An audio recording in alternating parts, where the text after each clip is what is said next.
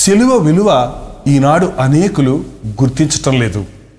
సువార్తలోని ముఖ్యమైన సారం సిలువే.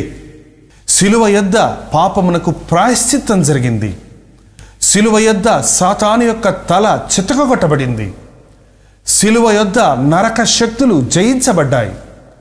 సిలువ యొద్ద దేవుని ఉగ్రత భరించబడింది. ఆ కలువరి కొండపై సిలువపై ఆయన వేలాడుతున్నప్పుడు పలికిన పలుకులు ఎంతో ఉన్నతమైనవి.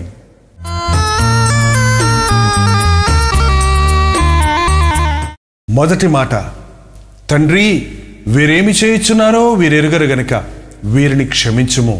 సాధారణంగా సిలువ వేయబడిన వారు ఎంతో వేదనకు గురై భయంకరమైన దాహంతో తపిస్తూ తట్టుకోలేని వేదనతో ఉంటారు గనుక పిచ్చివారిగా మారటము, నోటికొచ్చినట్లుగా దుర్భాషలాడటము జరుగుతూ ఉండేది.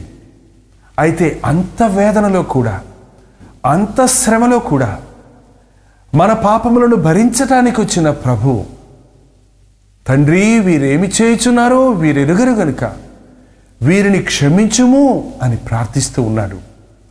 తనను హింసించేవారిని, తనను అవమానపరిచేవారిని, తనను ఎగతాళి చేసేవారిని ఆయన క్షమిస్తూ తండ్రిని క్షమించమని వేడుకుంటూ ఉన్నాడు.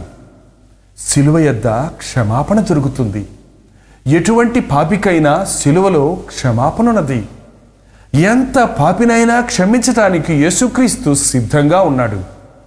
నీ ఒకవేళ యేసు ప్రభువును వద్దని తృణీకరించిన వ్యక్తివైనా, ఆయన ప్రేమను నెట్టివేసిన వ్యక్తివైనా, ఆయన సువార్తను చులకన చేసిన వాడివైనా, నిన్ను నీవు నీ పాపములతో నాశనం చేసుకుంటున్న వాడివైనా, నీ కొరకు నీ స్థానంలో వేలాడుచున్న యేసువైపు చూచి పాపిని ప్రభువా అని నీవు అనగలిగితే నీ పాపాన్ని క్షమించటానికి ప్రభువు సిద్ధంగా ఉన్నాడు.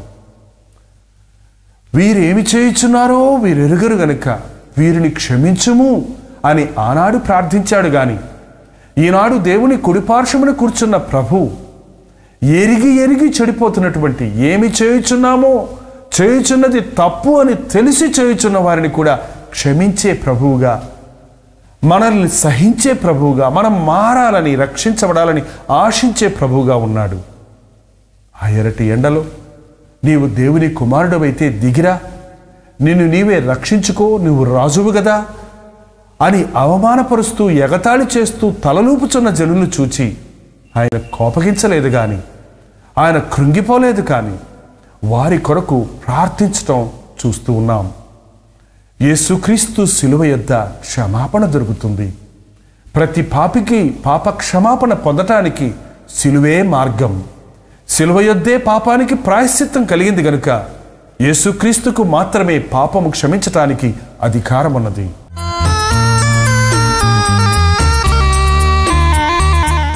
రెండవ మాట, నేడు నీవు నాతో కూడా పరదేశులో ఉందువని నిశ్చయముగా నీతో చెప్పుచున్నాను. అపరాధులతో ఆయన సిలువ వేయబడ్డాడు అన్నట్టుగా యేసుక్రీస్తు కుడి ఎడమల ఇద్దరు దొంగలు సిలువ వేయబడ్డారు. అందులో ఒక దొంగ, నీవు దేవుని కుమారుడు అయితే నిన్ను నీవు రక్షించుకో, మమ్మును కూడా రక్షించు అన్నాడు. ఈనాడు అనేక మంది దేవుడుంటే నన్ను రక్షించుకొని, దేవుడుంటే నన్ను క్షమించుకోమను అన్నట్లుగా నిర్లక్ష్యంగా మాట్లాడుతూ ఉంటారు. అయితే మరొక వైపున ఉన్న దొంగ మొదటి దొంగను చూచి, నీవును అదే శిక్షా విధిలో ఉన్నావు కదా, దేవునికి భయపడవా? మనకైతే ఇది న్యాయమో, ఈయన యందు ఏ దోషమో లేదని గద్దించాడు. మనకైతే ఇది న్యాయం, మనకు ఈ శిలువ శిక్ష భరించవలసిన అవసరం ఉంది. కారణం మనం ద్రోహులం, పాపులం, మరణానికి పాత్రులం. మనం ఎన్నో నీచమైన, హీనమైన, ఘోరమైన కార్యాలు చేశాం గనుక ఈ శిలువ శిక్షను భరించటానికి మనం అర్హులం అన్నట్టుగా తన స్థితిని తాను గుర్తించి పశ్చాత్తాపంతో మాట్లాడుతూ ఉన్నాడు. యేసుక్రీస్తు శిలువ యొద్దకు వచ్చిన వారు తన స్థితిని తాను చూచుకోవటం నేర్చుకోవాలి. యేసుక్రీస్తు శిలువ ముందు నిలబడినప్పుడు నీవెంత పాపివో, ఎలాంటి హీనస్థితిలో జీవించిన వ్యక్తివో, ఎంత శిక్షకు పాత్రుడవో నీవు గుర్తించగలుగుతావు.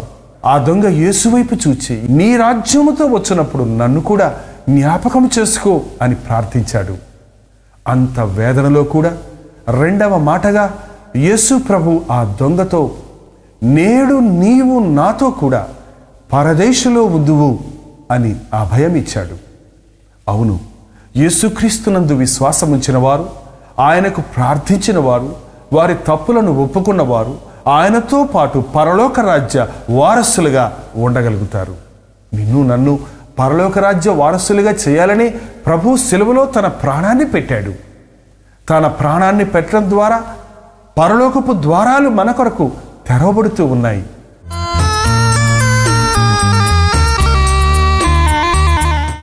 మూడవ మాట, అమ్మా ఇదిగో నీ కుమారుడు, ఇదిగో నీ తల్లి.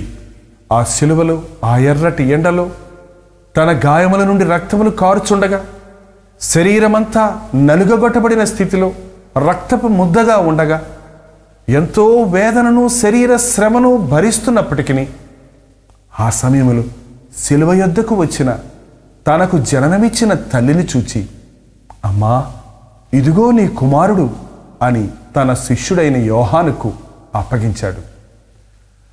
శిష్యుడైన యోహాను ఎప్పుడూ యేసుక్రీస్తు రొమ్మున తల ఆంచుకొని తల్లి ప్రేమను జుర్రుకుంటూ ఉండేవాడు. తల్లి ప్రేమను పోగొట్టుకుంటున్న ఆ శిష్యునికి ఇదిగో నీ తల్లి అని అప్పగించాడు. ముదిమి వయసు వచ్చినప్పుడు నీ తల్లిని నిర్లక్ష్య పెట్టకము అన్న మాట నెరవేరునట్లుగా అంత వేదనలో కూడా యేసుక్రీస్తు తనకు జననమిచ్చిన తల్లిని ప్రేమించి తన శిష్యునికి అప్పగించాడు. తననెంతగానో ప్రేమించిన శిష్యునికి తన తల్లిని అప్పగించాడు. అవును, నిజమైన స్నేహితుడు విడువక ప్రేమించును అని పరిశుద్ధ గ్రంథం తెలియచేస్తూ ఉంది. ఆ భయంకరమైన శ్రమలో ఆయన తన బాధ్యతను నెరవేర్చేవాడిగా ఉన్నాడు. సిలువ యొద్ద బాధ్యత నెరవేర్చబడుతుంది. నిజమైన భక్తి నిర్లక్ష్యంగా ఉండటం కాదు కానీ బాధ్యతలను నెరవేర్చటం.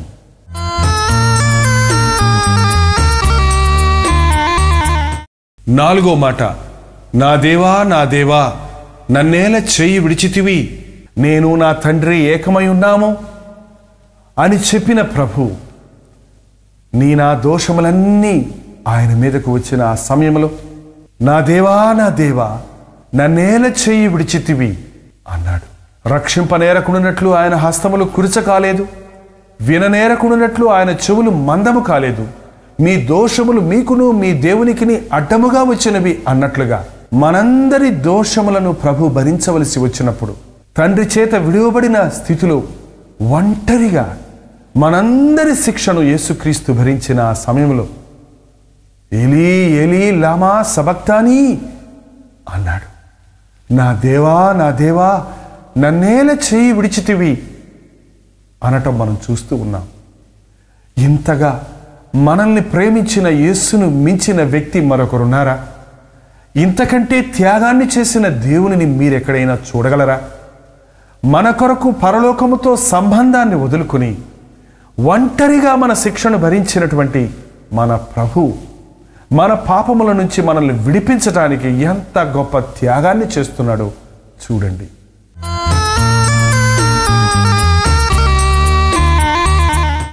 ఐదవ మాట, నేను దప్పిగొనుచున్నాను. ఎప్పుడైతే తండ్రికి తనకి ఉన్న సంబంధం తెగిపోయిందో ఆయన దాహము కొన్నాడు. నేను దప్పిగొనుచున్నాను అన్నాడు. అక్కడున్న చేదు చిరకను మత్తు కలుగు చేసే పదార్థాన్ని అందించాలని ఆశించారు గాని మత్తులో తన శ్రమను మర్చిపోవటానికి ఇష్టపడని ప్రభువు ఆ దాహాన్ని సహించాడు.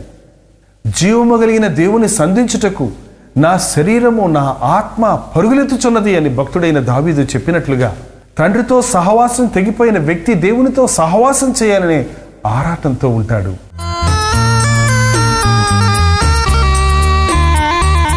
ఆరో మాట, సమాప్తమైనది.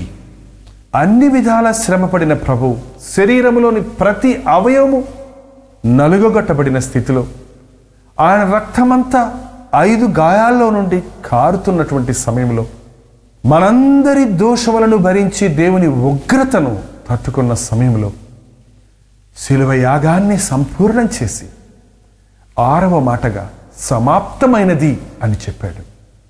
తాను ఈ లోకములోనికి వచ్చిన కార్యం సమాప్తమైనది. మానవుల విమోచనకు రక్షణ కార్యం సమాప్తమైనది. పరలోకానికి మార్గం సమాప్తమైనది. రక్షణ కార్యం సఫలీకృతమైనది. తండ్రి అప్పగించిన పనిని సమాప్తం చేసి ఉన్నాడు. అవును, ఈ దినాన రక్షించబడటానికి మనం ఏమీ చేయక్కర్లేదు. మనం రక్షించబడేది క్రియల ద్వారా కాదు గాని కృప ద్వారానే.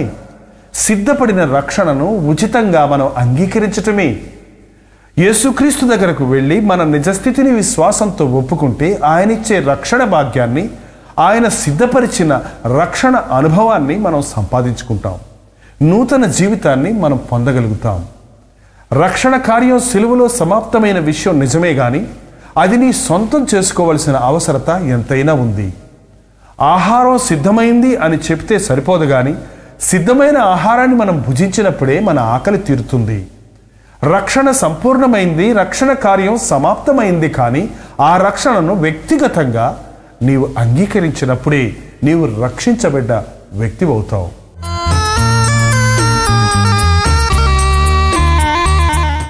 ఏడవ మాట, తండ్రి నీ చేతికి నా ఆత్మను అప్పగించుకొనుచున్నాను.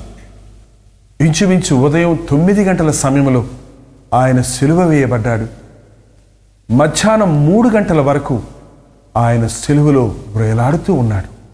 ఆ 6 గంటలు భయంకరమైన శిక్షను, వేదనను, శ్రమను, మానవుల యొక్క ప్రతి విధమైన శిక్షను, వేదనను భరించాడు.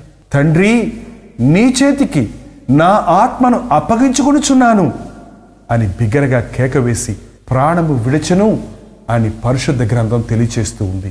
యేసుక్రీస్తు యొక్క మరణం గొప్ప విజయం. నా ప్రాణమును పెట్టుచున్నాను, మరలా నేను దానిని తీసుకున్నట్లుగా పెట్టుచున్నాను అని ప్రభు చెప్పినట్లుగా రక్షణ కార్యాన్ని పూర్తి చేసిన ప్రభు తన ప్రాణాన్ని తండ్రి చేతులకు అప్పగించుకుంటున్నాడు. ఈ ఉదయకాల సమయంలో ఇంత గొప్ప శిలువ త్యాగాన్ని చేసి శిలువలో రక్షణను సిద్ధపరిచిన ఈ యేసుక్రీస్తు యొక్క ప్రేమను నీవు గుర్తిస్తున్నావా? యేసు ప్రభు మరణించిన దేవుడు కాదు. ఆయన శిలువలో మన కొరకు తన ప్రాణాన్ని పెట్టాడు, పాతిపెట్టబడ్డాడు.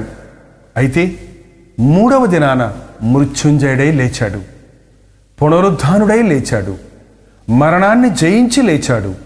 పాతాళం యొక్క తాళం చేతులను తన కైవసం చేసుకుని పునరుద్ధానపు శక్తితో తిరిగి లేచిన ప్రభు తన శిష్యులకు దర్శనమిచ్చాడు.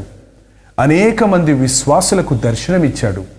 అనేకులు చూస్తూ ఉండగా పరలోకమునకు ఆరోహణమయ్యాడు. ఆయన తిరిగి ఏ రీతిగా ఆరోహణమయ్యాడో ఆ రీతిగా తిరిగి రాబోతూ ఉన్నాడని, నేను వచ్చేలోగా మీరు సర్వలోకమునకు వెళ్ళి సర్వసృష్టికి సువార్తను, ఈ రక్షణ సువార్తను, ఈ శిలువ సువార్తను ప్రకటించుడి అని ప్రభు ఆజ్ఞాపించాడు. ఈరోజు యేసుక్రీస్తు ఇచ్చే పాపక్షమాపణ, ఆయనిచ్చేనే రక్షణ భాగ్యం, ఆయన రాజ్య వారసత్వం ఉచితం. నీవు విశ్వాసముతో మోకరించి ప్రార్థిస్తే, నీ స్థానములో నీ కొరకు చనిపోయిన క్రీస్తుకు నీ హృదయాన్ని అర్పిస్తే, ఈ రోజునే నిన్ను ఆయన రాజ్య వారసుడిగా చేసుకుంటాడు. నీ పేరు ఆయన జీవ గ్రంథంలో రాసుకుంటాడు. నీవు ఈ లోకాన్ని విడిచినప్పుడు పరలోక రాజ్యంలో ప్రభుతో పాటు ఆనందించగలుగుతావు. చిన్న ప్రార్థన. పరిశుద్ధుడా, ప్రేమగలిగిన తండ్రి, ఈ ఉదయకాల సమయంలో ఈ వర్తమానమును ఆలకిస్తున్న ప్రతి ఒక్కరిని దర్శించుము నాయన. శిలువ శక్తిని గుర్తించున్నట్లు, శిలువ విలువను గ్రహించున్నట్లు, శిలువ ద్వారా దొరికే పాపక్షమాపణను అనుభవించున్నట్లు ఈ మా సహోదర సహోదరులందరికీ సహాయం చేయి. శిలువను గురించిన సువార్తను ప్రకటిస్తూ, శిలువ యందే అతిశయిస్తూ అనేకులను శిలువ యొద్దకు నడిపించే కృపను మాకు దయచేయమని ఈ ఉదయకాల సమయంలో నీ యొక్క రక్తములో కడగబడిన వారిగా, నీ రక్తము ద్వారా విమోచించబడిన వారిగా, నీ రాజ్య వారసులుగా అవునట్లు మా ఒక్కొక్కరికి నీ సహాయం చేయమని, మమ్మల్ని ఇంతగా ప్రేమించిన నీ కొరకు మేము జీవించటానికి, మా కొరకు ప్రాణమిచ్చిన నీ కొరకు మా సమస్తాన్ని అర్పించటానికి సహాయం చేయమని యేసు క్రీస్తు నామంలో అడుగుచున్నాను తండ్రి. ఆమేన్.